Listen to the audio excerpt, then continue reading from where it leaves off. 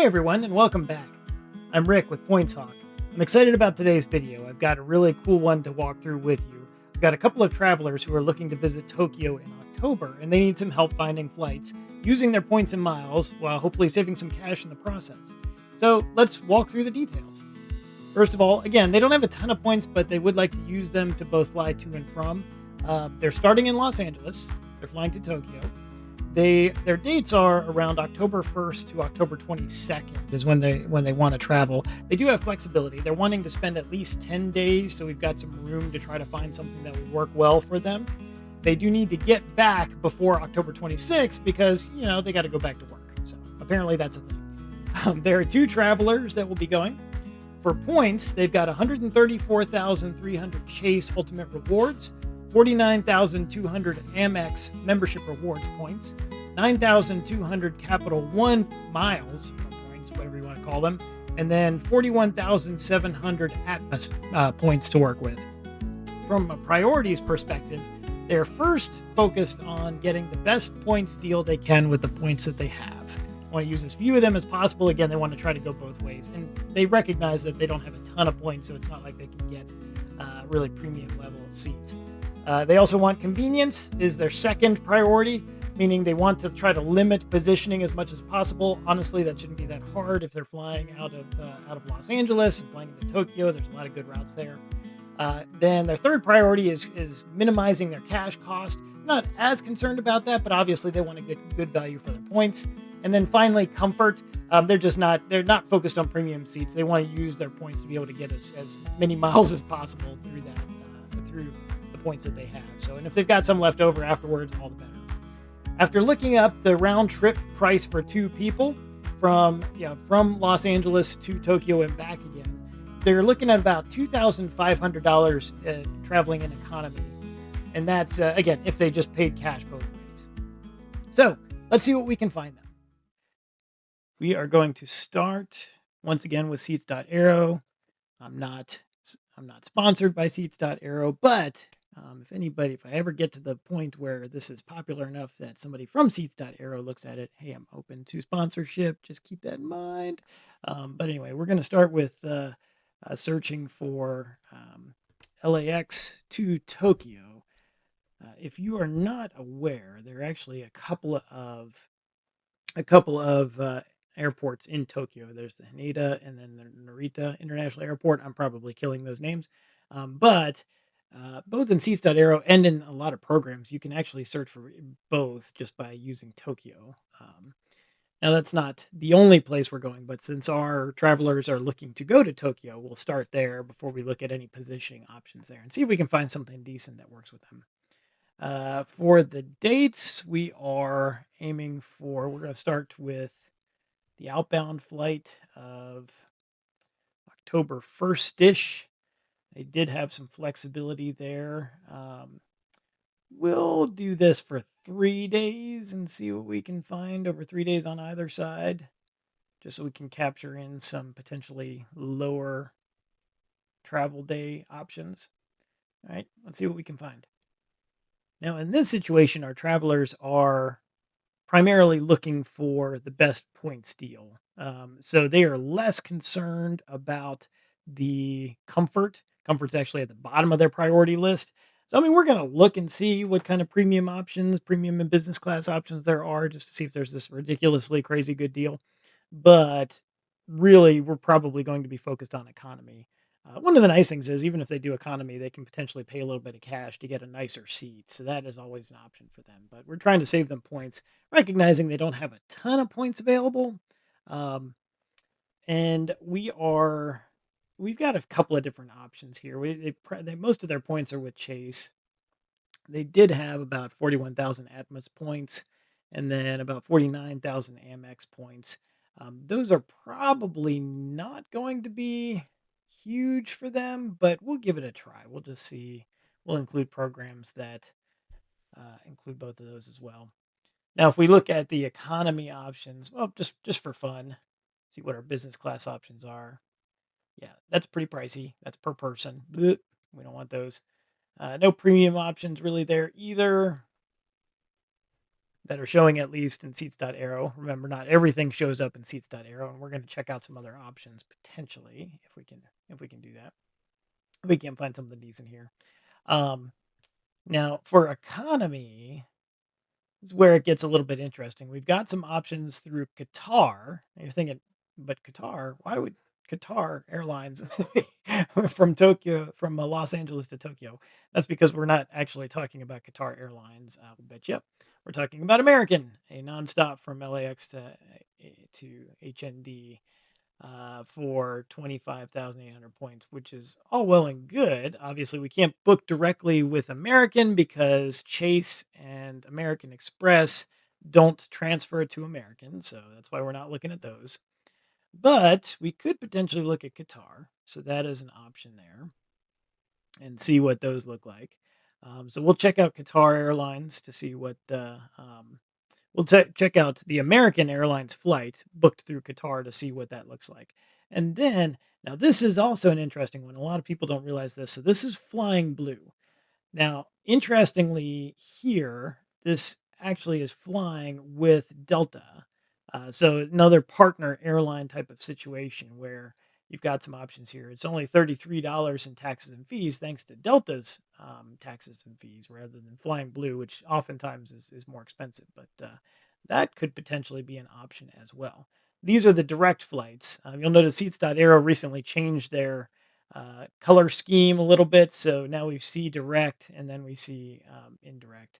What's cool here is that these direct flights are arguably just as good as some of the indirect flights. Um, so we've got again, we've got Qatar, we've got Flying Blue, we've got Qantas. Now Qantas once again is that's Australia's airline, but I'll bet you, let's see, September 29th and September 30th are the dates here. I bet you if we look at these are probably the same American flights.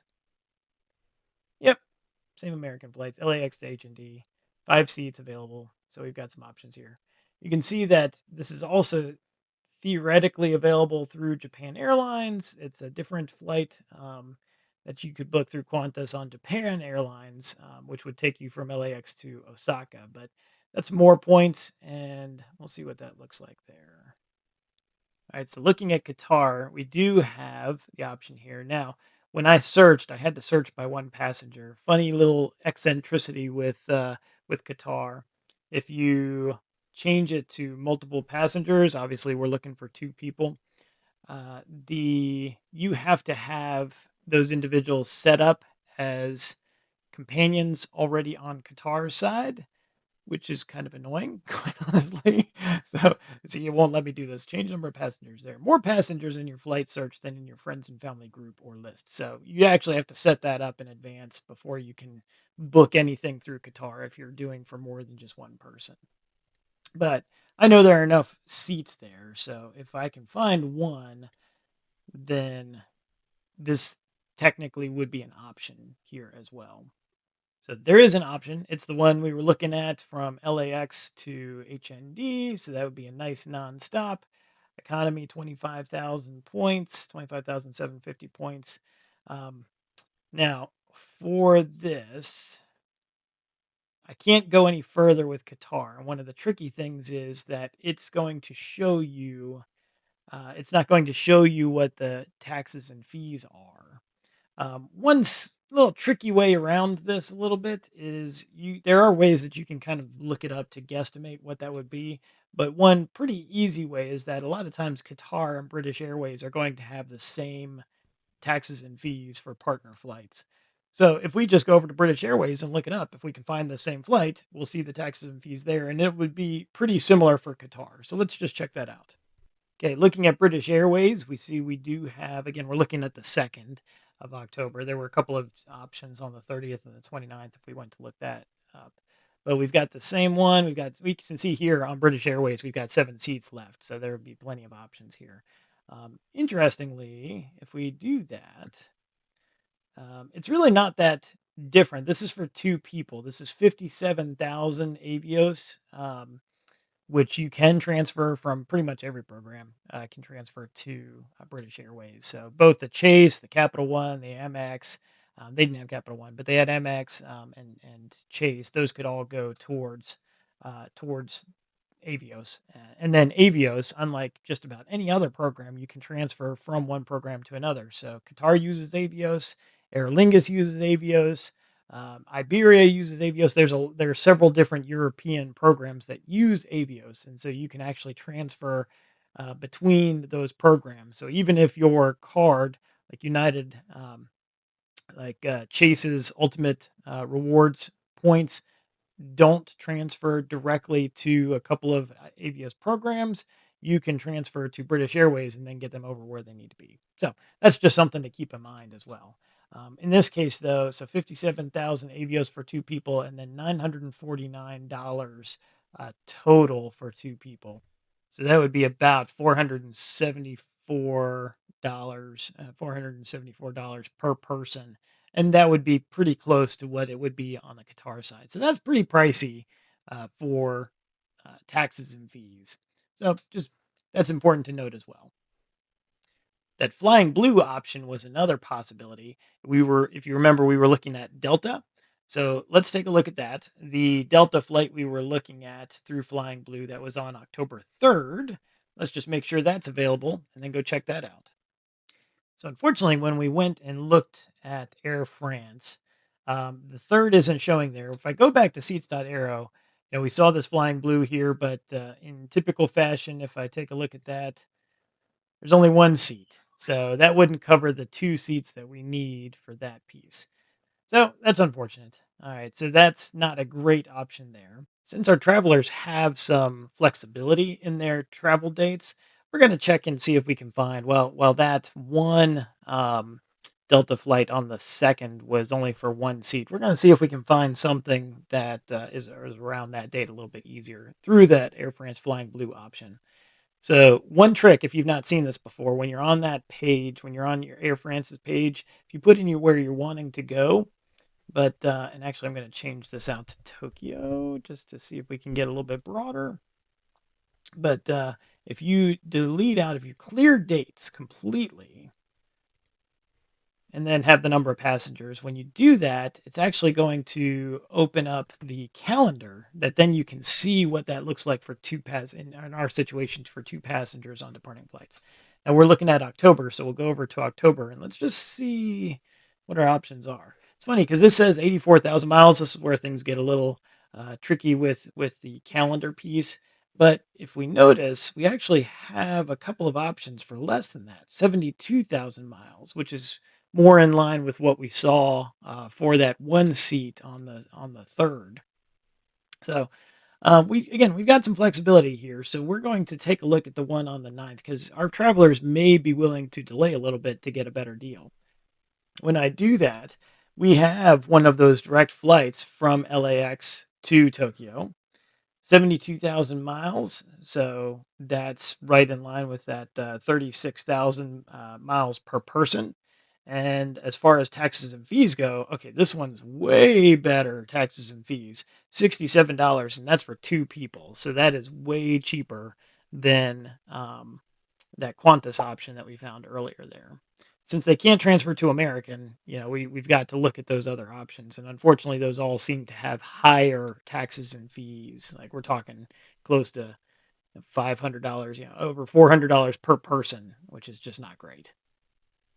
All right, now let's look at some return flights. So you go back to seats.aero, flip around the search, and we know they need to get back by the 26th. That's when go back to work. Yay.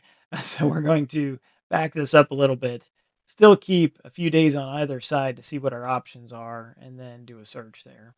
We'll change the dates to one day on either side. See if we can find something that will get them home with enough time to get prepped up and get past their jet lag before they go back to work. Looking at the options that come out on seats.aero again. Again, Qatar shows up. We know that's probably going to have higher taxes and fees. So we'll that is certainly an option, but we just need to be aware of that. Qantas is showing up here. The trick with Qantas is that that's only a transfer partner with Amex, and it's not with Chase, and they've only got 49,000 points in Amex at this point, so that's not going to be enough to get both of them back if that's there.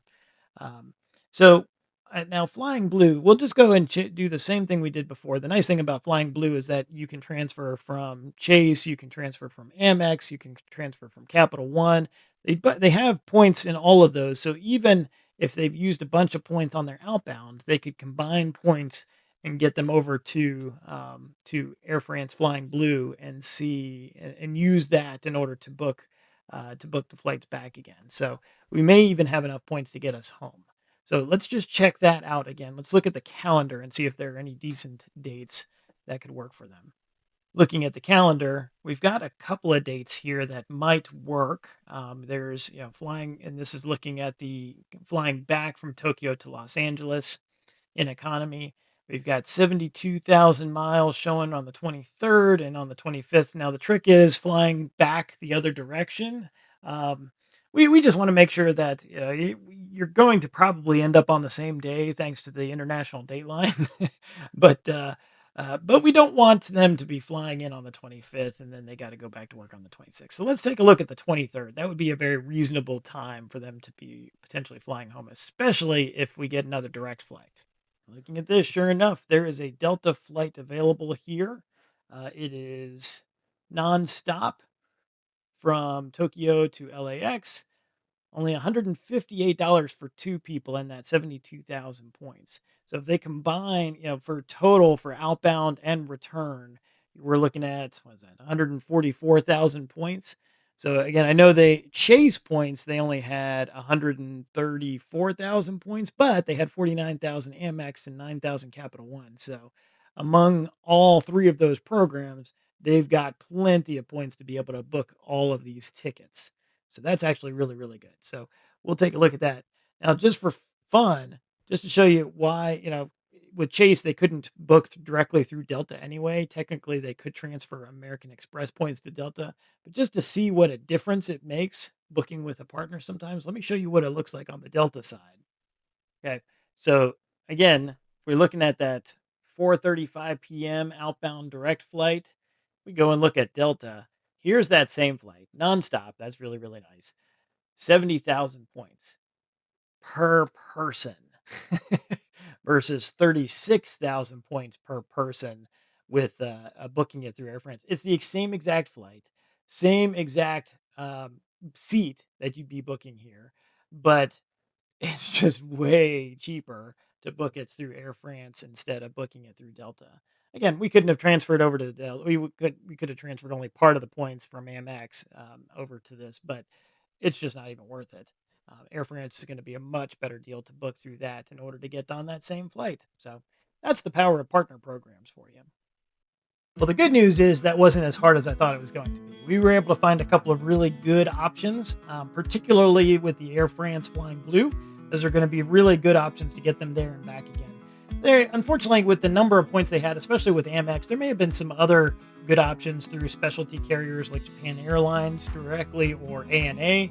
Unfortunately, they didn't have the points they needed to make that possible, so we didn't even look at those. Those would have been outside of Seats.aero anyway. We would have had to look separately for that, but we just didn't have the points we needed for those. So let's just run through the recommendation that I'm going to be sharing with them. As I showed you, we're going to be focused on for the outbound. We're going to actually do Los Angeles to HND Tokyo, nonstop economy flying Delta, booked through Air France Flying Blues program. We'll do the return basically the other way around, HND to LAX, nonstop economy, once again flying Delta, once again booked through Air France Flying Blues. So this will really simplify as far as transferring points. There's no positioning flights required. They don't have to get to a different location on either side. As far as total points go, they're going to need to spend 144,000 points. But that's not a big deal. They can combine points together. Their Chase points, in addition to either their Capital One or their Amex points, transferring to Flying Blue will be more than enough to cover that. So they'll end up with points left over, which is great. Finally, total out of pocket, we're looking at, for taxes and fees, $226 in total for both individuals. So the round trip cash cost for two people, if you remember, would have been $2,500. That means that from a savings perspective versus cash, we're saving $2,274, meaning that's 91% savings versus if they paid for cash thanks to their miles and points. So this is great. I think this is going to be an excellent option for them. I think the dates will work really well. They've got more than 10 days that they'll be able to do. So I'm looking forward to sharing those options.